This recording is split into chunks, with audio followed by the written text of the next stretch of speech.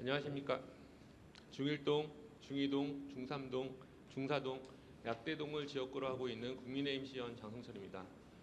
먼저 최근 부천 호텔 화재 사건으로 희생하신 분들의 명복을 빌고 또 사랑하는 가족을 잃으신 유가족분들의 마음에 위로의 마음을 전합니다. 부천 시민을 위해 노고가 많으신 조용희 시장님과 또 부천시 공직자 여러분들, 그리고 함께 의정 활동을 하고 계신 존경하는 선배 동료 의원 여러분들께 감사의 마음을 전합니다. 본 의원은 총 8개의 시정 질문을 준비하였으나 시간이 제한되어 있기에 첫째, 1기 신도시 선도지구 선정에 따른 주민 과열 현상 관리 및 입주민 동의서 개인 정보 보호 대책 관련 요구. 둘째, 부천시 노후 아파트 보조금 100억 확대 및 100억 및 지원 대상 확대 요구. 세 번째, 부천시 시정연구원 설립 전면 재검토 및 공청회 요청.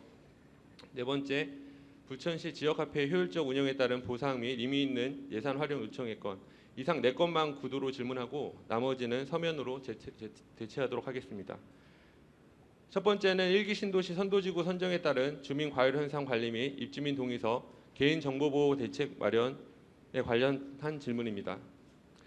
부천시장께 1기 신도시 선도지구 지정 관련에 대한 세심한 관리를 요구합니다. 재건축 추진위원회에서 진행 중인 선도지구 선정을 위한 입주민 동의서 관련 개인정보 보호가 중요한 사항이기에 이에 대한 체계적인 대책 마련이 필요해 보입니다.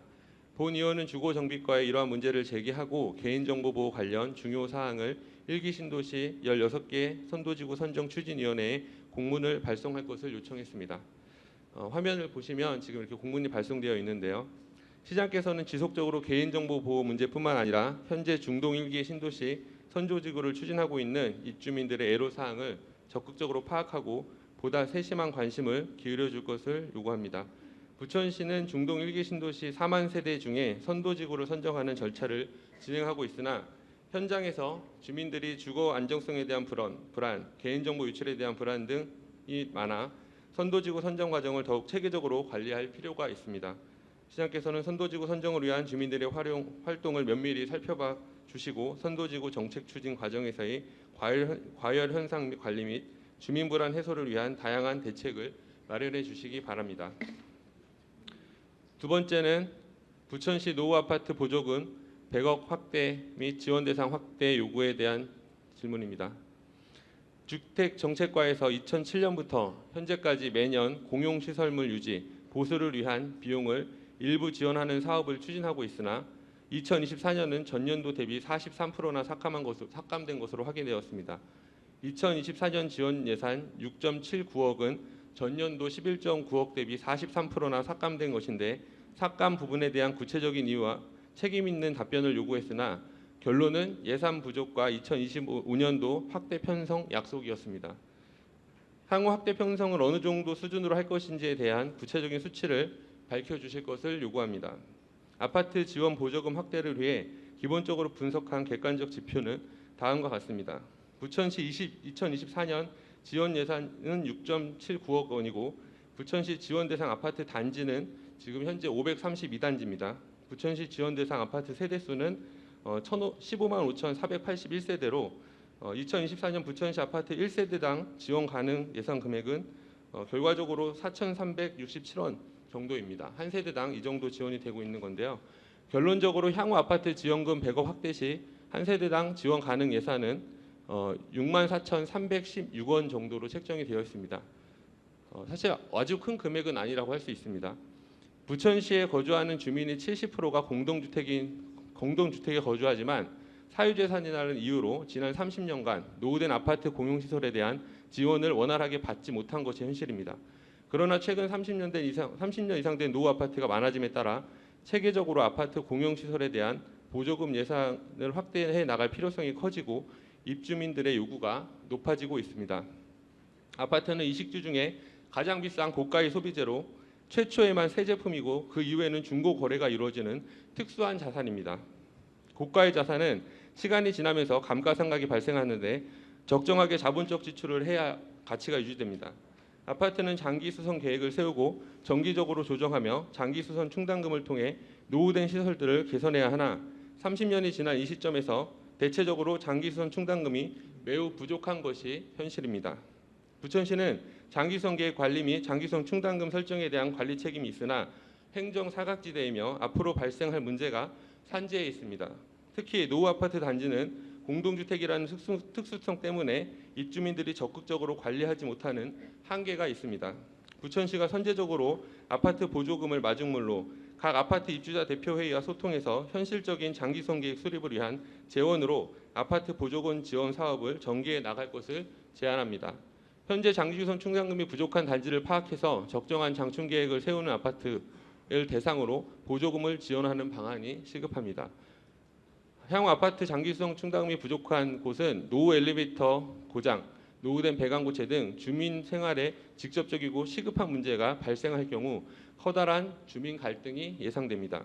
예를 들어 23층 아파트 엘리베이터가 노후화돼서 멈췄는데 장기수선 충당금이 없다면 갑자기 아파트 관리비가 엘리베이터 멈춘 동 라인만 100만 원 이상 부과되는 극단적인 상황도 발생할 수가 있는 것입니다.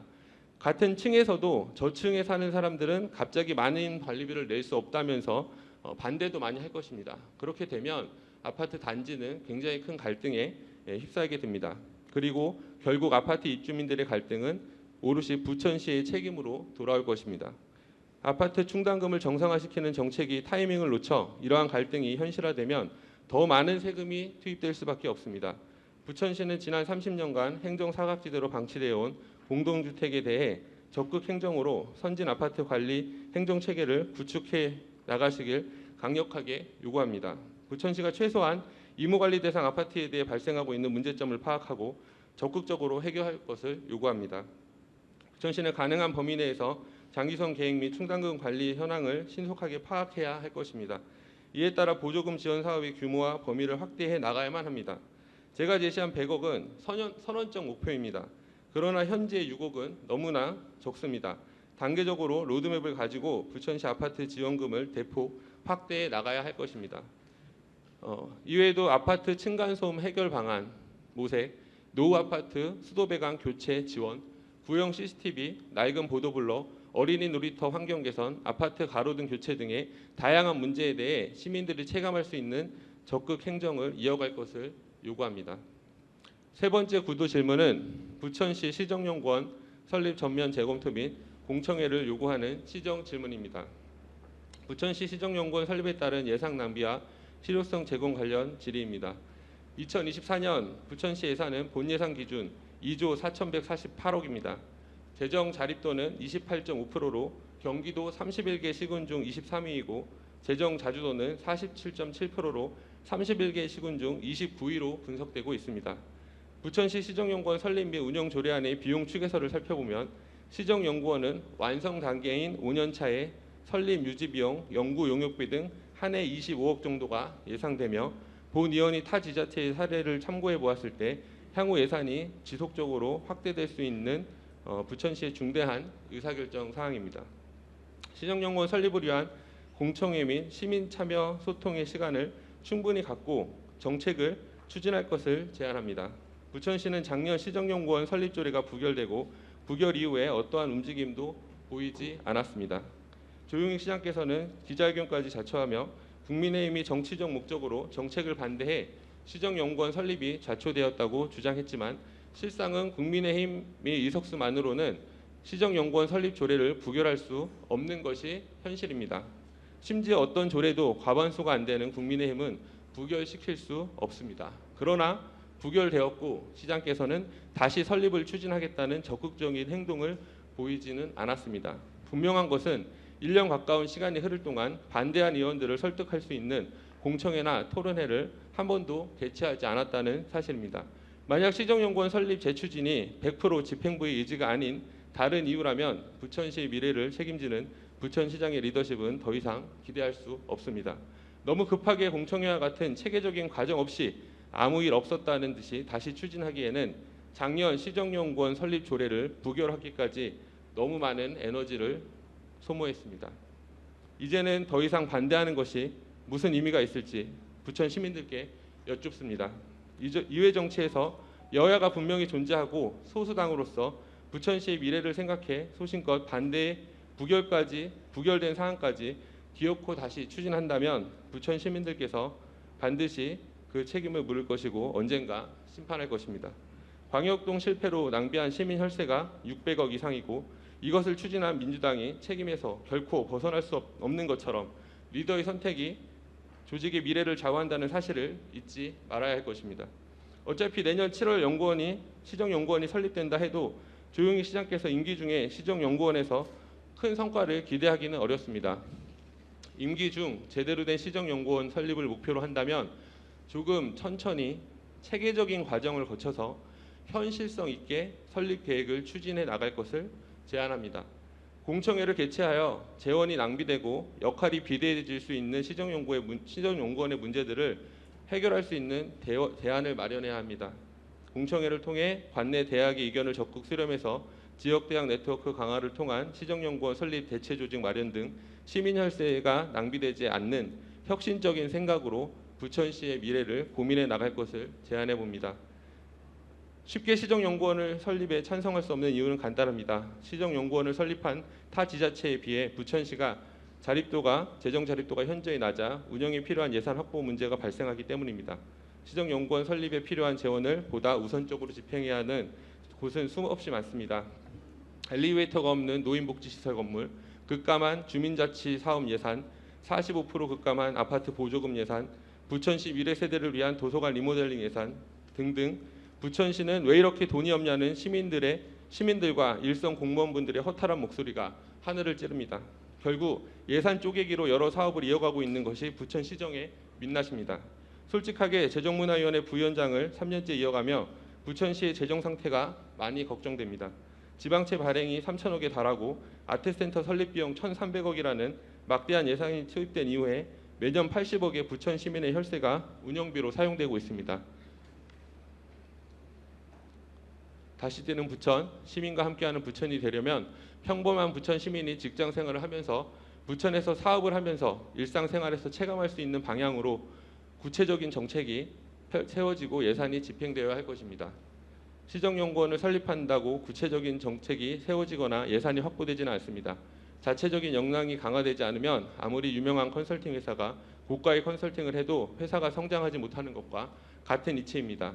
흔히 현장에서 잔뼈가 굵은 기업인들은 컨설팅을 신뢰하지 않는 경우가 많습니다. 이를 가장 잘 알고 있는 사람이 바로 경영자 본인이기 때문입니다. 본의원은 시정연구원이 전국에서 역량 있기로 정평이 나 있는 부천시의 공무원 조직 문화에 장기적으로 부정적인 영향을 미칠 수도 있다는 우려도 있습니다. 시장의 싱크탱크 역할을 한다는 명분으로 책임과 권한을 가지고 있는 현장의 목소리를 등한시하게 만들 수 있는 구조적 한계 때문입니다. 다시 말씀드리지만 부천시의 재정 자립도는 28.5%로 경기도 31개 시군 중 23위이고 재정 자주도는 47.7%로 31개 시군 중 29위입니다. 시정연구원을 설립된 지자체는 31개 시군 중 5개에 불과합니다. 수원, 성남, 고양, 용인, 시흥입니다. 부천시 인구는 2023년 2월 말 기준으로 78만 7,673명이고 2022년 7월 이후 계속 1,000명 정도 감소하고 있습니다. 현재는 76만 정도로 제가 파악을 하고 있습니다. 인구 50만 이상의 시가 연구원을 설립할 수 있다고 법이 완화된 것은 설립 요건이 완화일 뿐 설립 의무가 없으며 현재 부천시의 지속적인 인구 감소 상황에서 설립 이유와 실효성이 부족하다고 생각합니다. 시정연구원 설립과 유지에 필요한 재원까지 알뜰하게 시민들이 체감할 수 있는 정책을 실현하는 데 집행해야만 합니다. 결국 반드시 필요한 모든 정책을 실현하는 데 가장 큰 어려움은 재정 부족이라는 행정의 기본과 상식을 잊지 말아야 할 것입니다. 네 번째 질문은 부천시 지역화폐의 효율적 운영에 따른 보상 및 의미 있는 예산 활용 요청에 대한 질문입니다.